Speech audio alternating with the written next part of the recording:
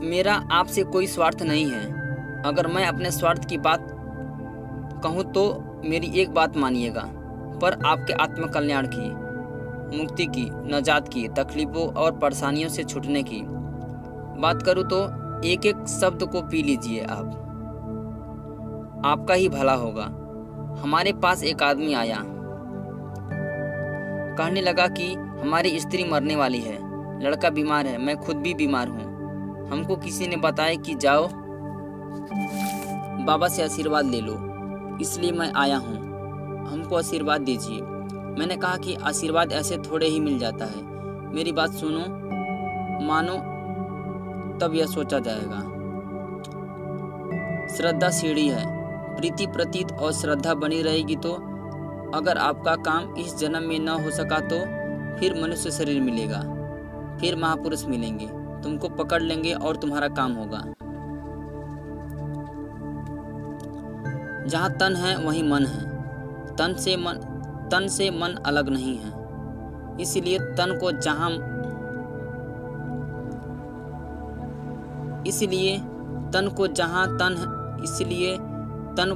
तन है वहीं मन है। तन से मन अलग नहीं है, इसलिए तन को अर्पण कर दो तो तुम्हारे तन और मन की सफाई होगी।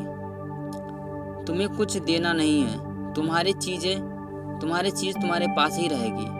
तन मन साफ हो जाएगा तो मन शब्द के साथ लगेगा और बलवान हो जाएगा, फिर सूरज जाग जाएगी। लेकिन तुम्हें तन और मन समर्पण करना होगा। भजन से ही मन महीन होगा और दुख तकलीफें जाएंगी।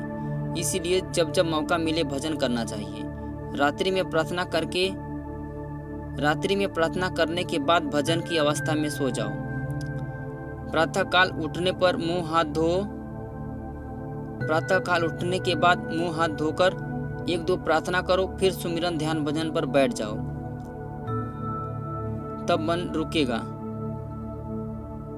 बैठ जाओ। जब मन रुकेगा तब भजन अच्छा बनेगा। याद रखो कि परमार्थ की रास्ते पर जीवन में विघ्न बाधाएं आएंगी। ऐसी हालत में सत्संगी को घबराना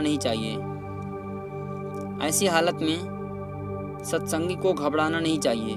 धीरज रखना चाहिए, हिम्मत रखना चाहिए। गुरु पल पल संभाल करते रहते हैं। विघ्न बाधाएं कर्मों से, संग दोष से आती हैं। भजन ध्यान करते रहने से निर्भयता आती है। आगे और संकट आने वाला है। कुदरत आपको सब सीख देगी। किसी वर्ग का या किसी वर्ण का छोटे बड़े का समय अच्छा नहीं है। मैं आपको बराबर आगाह करता रहा और फिर यह कह रहा हूं कि आप संभल जाएं।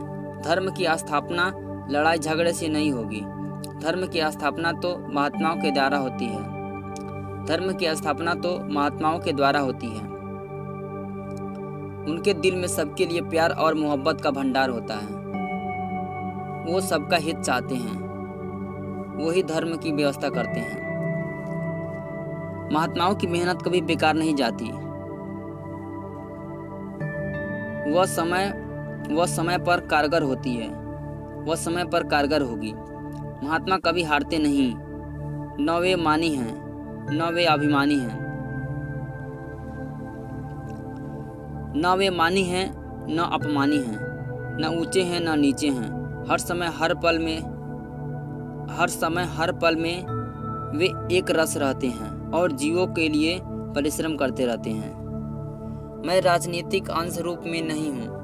परमात्मा से मिलने का रास्ता बताता हूँ। मरने के बाद न स्वर्ग मिलेगा न बैकुंठ मिलेगा। जीते जी स्वर्ग बैकुंठ में जाया जा सकता है। ऊपर जाने का रास्ता इस मनुष्य शरीर में दोनों आंखों के ऊपर से गया हुआ है। शराब पीना छोड़ दो, यह तुमको और तुम्हारे परिवार को बर्बाद कर देगा। माँ बहन बेटी की पहचान खत्म कर देगा। जब भी प्रार्थना करो आंख बंद करके करो और स्थानीय धनियों का ध्यान करते रहो और स्थानीय धनियों का ध्यान करते हुए करो। अगर चढ़ाई की प्रार्थना करते हो तो जैसे तैसे धनियों मंडलाधीशों का नाम आता जाता है,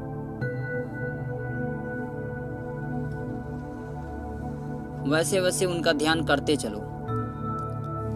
कभी कभी प्रार्थना में ही ध्यान लग जाता है। साधक जब भजन करते हैं तो अंतर में सभी देवी देवता दिखाई देते हैं। वो सब स्वागत करते हैं, फल फूल बरसाते हैं, फल फूल देते हैं और साधक से प्रार्थना करते हैं और कहते हैं कि इसे ग्रहण कीजिए। और साधक से प्रार्थना करते हैं और कहते हैं कि इसे ग्रहण कर लीजिए।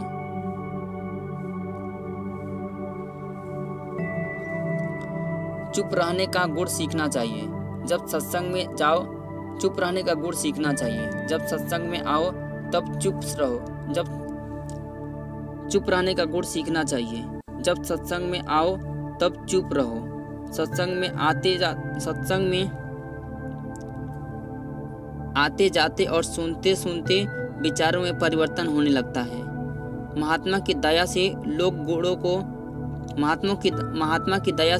गुणों को अपनाने लगते हैं।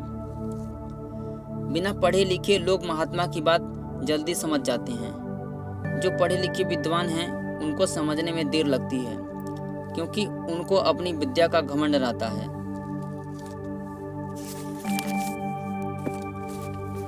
भगवान के नाम के लिए, अच्छा देखने के लिए, अच्छा बोलने और सुनने के लिए डरो मत और लज्जा मत करो। लज्जा करोगे तो आपका काम छूट जाएगा। अगर कोई आदमी अपनी बुराई नहीं छोड़ता, बुरे काम करने में लज्जा नहीं करता, तो तुम अच्छे के लिए लज्जा क्यों करते हो? आप भाग्यशाली हो। अब चारों तरफ कोहरा मचा हुआ है। झूठ का, फरेब का, छल कपट का, धोखाधड़ी का, हिंसा का, आंदोलन और तोड़फोड़ का। ऐसे समय में यहाँ आवाज़ लग रही है। ऐसे समय में यहाँ सत्य की आवाज़ लग रही है, भक्ति की, प्रभु नाम की। यह उस मालिक की बहुत बड़ी कृपा है। जो मानव धर्म लाना चाहते हैं उसमें कोई पाप नहीं है। जो स्वार्थ से काम किया जाता है उसमें परिवर्तन नहीं, पाप है, स्वार्थ है। हम किसी को कुछ भी निस्वार्थ भाव से देंगे उसमें हमको पाप कर्म नहीं लगेगा। जो सहयोग हम परिवर्तन के लिए देंगे, युग के बदलने के लिए देंगे, उसमें भी कोई पाप नहीं लगेगा। ईमानदारी मेहनत तो आपकी धरोहर है और शास्त्रों में भी यही लिखा है। लेकिन यह है कि आपने उसे देखा नहीं है। ईमानदारी मेहनत से बरकत वापस लौट आएगी। हम कब कहते हैं कि फकीर बन जाओ? ये जितने भी साधु घर बार छोड़कर चल दिए, इनको भगवान कभी नहीं मिलेगा। इनको रास्ता ही नहीं मिलेगा। आप तो घर गृहस्थ में फिर भी कुछ बच जाओगे, पर ये बच नहीं पाएंगे। तुम्हें दीन बनना होगा, रोना होगा, अपने कर्मों का प्रायश्चित करना होगा, माफी मांगनी होगी। तब वो दयाल मालिक तुम पर दया करेगा। काम करना आसान है, काम कराना आसान नहीं है। काम कराने वाले की जिम्मेदारी बहुत बड़ी होती है। मैं जितना कहूँ उससे थोड़ा कम करके तुम सुनाओ तो लोग समझेंगे। मैं जितना कहूँगा उसे तुम बढ़ा चढ़ाकर बोलोगे तो किसी के समझ में कुछ नहीं आएगा। बेकार की बकवासबाजी मत करो, इससे दूसरे सुधरेंगे नहीं।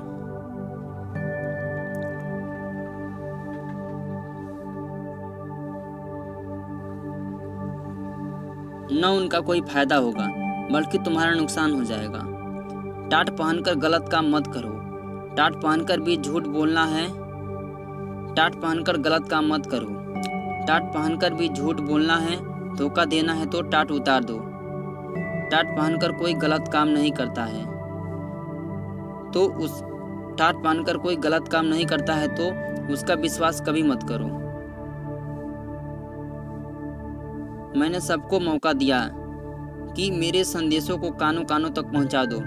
श्रेय लेना चाहते हो तो ले लो, नहीं तो ऐसे ऐसे कर्मठ लोग आ रहे हैं कि तुम पीछे खड़े रह जाओगे।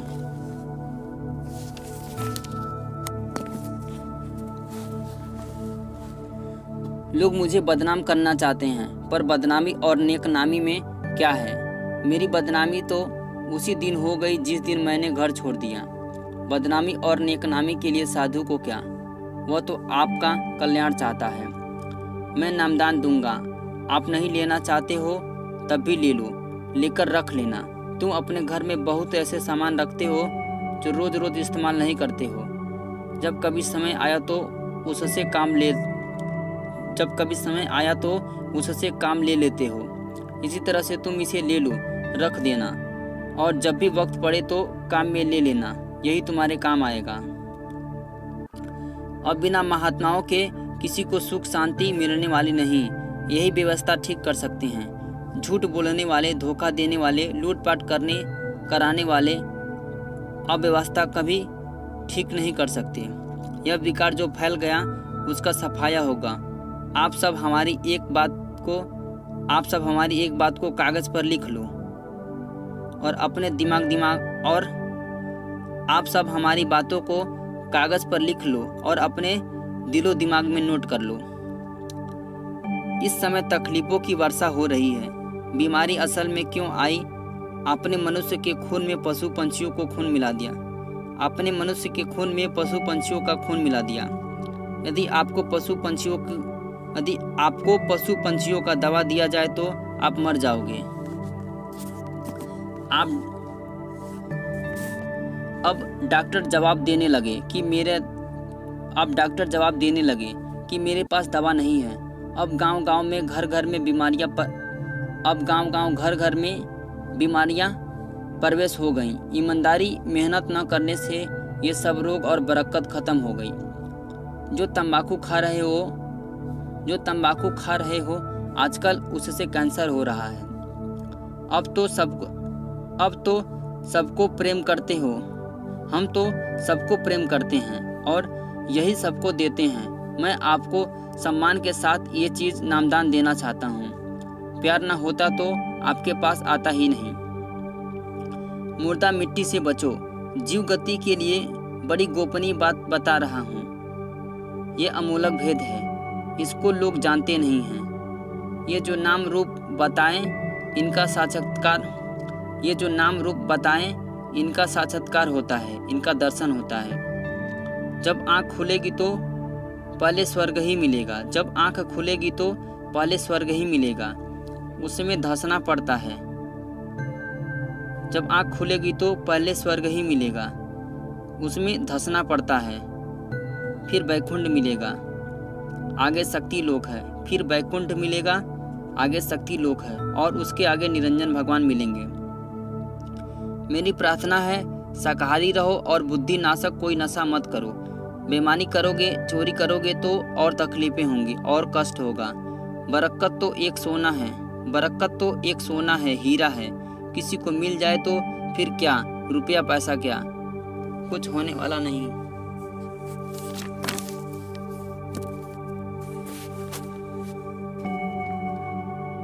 जब आप चलोगे उधर तो हम भी मिलेंगे। उधर बिना मिले कैसे चलोगे? जल्दी करो, देर करने की जरूरत नहीं। मन के पीछे पड़ना पड़ेगा। 10-10 आदमी एक स्थान चुन लो, 2 घंटा बैठ जाओ, सुमिरन भी हो जाएगा, ध्यान भजन भी। फिर उठकर चुपचाप चले जाओ। थोड़े दिन चुप हो जाओ, फिर देखो क्या फल प्रकट होता है। 20 दिन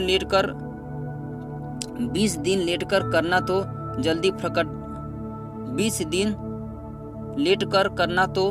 जल्दी फल प्रकट हो जाएगा।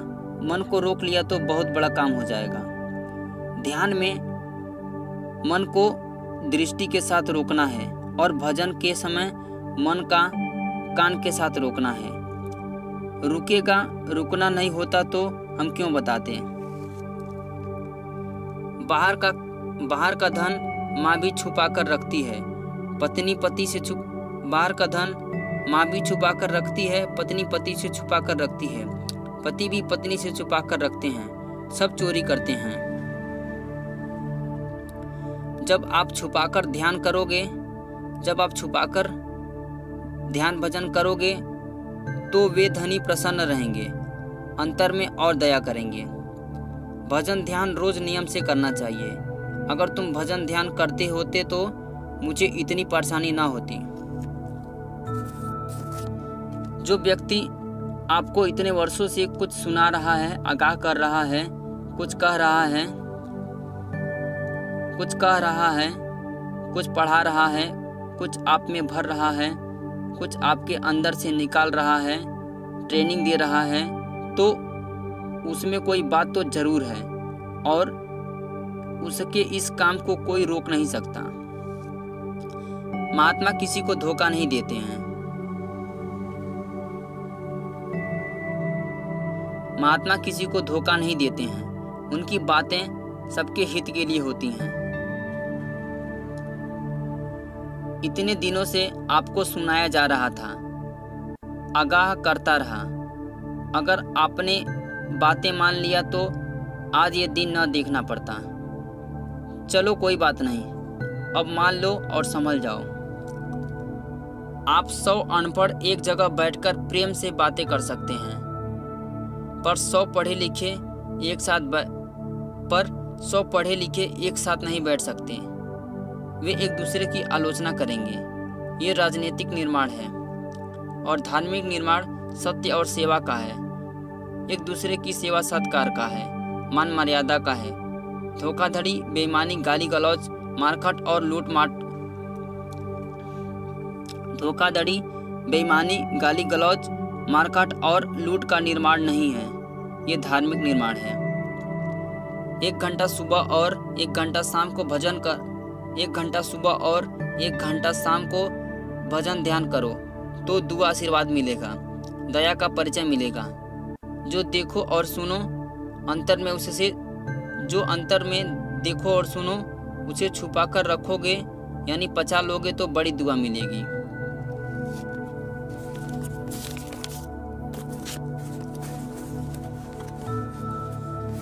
जो बीमारियां तत्वों की तब्दीली की वजह से होती है वो दवा से ठीक नहीं हो जाती।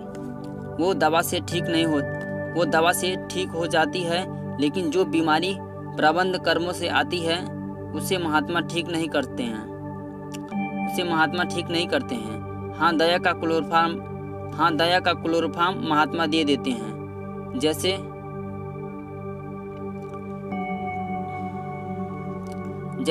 क्लोरोफार्म दे देने से चीर-फाड़ कर दिया जाता है और एहसास नहीं होता है, इसी प्रकार दया क्लोरोफार्म का काम करती है। भवसागर की हद ब्रह्मा तक। भवसागर की हद ब्रह्मा तक, उसके आगे नहीं। सत्संग वचन से भ्रम दूर होंगे, शंका मिटेगी। सूरज जीवात्मा का स्वरूप बिल्कुल श्वेत है। इसमें इतनी शक्ति है कि ब्रह्मांडों की रचना कर सकती है। अभी यह बूंद रूप में दोनों आंखों के पीछे बैठी है। लोग अशुद्ध आहार न करें, शाकाहारी रहें, वरना सख्त से सख्त सजा मिलेगी, फिर बहुत वेदना होगी। इस वक्त पर फकीरों महात्मा की जरूरत है, तभी राहत मिलेगी, शांति मिलेगी, वरना कोहराम मच जाएगा। राजनीतिक वेश्या है और तुम्हारे जेब से वेश्या की भांति सब कुछ निकाल लेगी। इमरजेंसी लगने के बाद मथुरा में बाबा जी ने कृष्णानगर आश्रम से डीएम के बंगले पर जाने के लिए प्रेमियों से कहा था कि संगत को संगठित रखना। प्रेमियों से आश्रम से डीएम के बंगले पर जाने के लिए प्रेमियों से 3 बातें कहा था। संगत को संगठित रखना, शांत रहना, समय का इंतजार करना। इमरजेंसी लगने के बाद मथुरा में बाबा जी ने कृष्णानगर आश्रम से डीएम के बंगले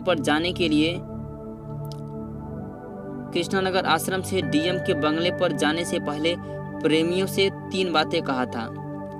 संगत को संगठित रखना, शांत रहना, समय का इंतजार करना। साधक को चाहिए कि साधना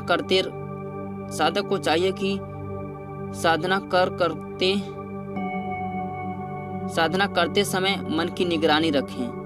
मन जाएगा तो साधक को पता चल जाएगा, यह बार बार जाएगा, उसे बार बार रोको।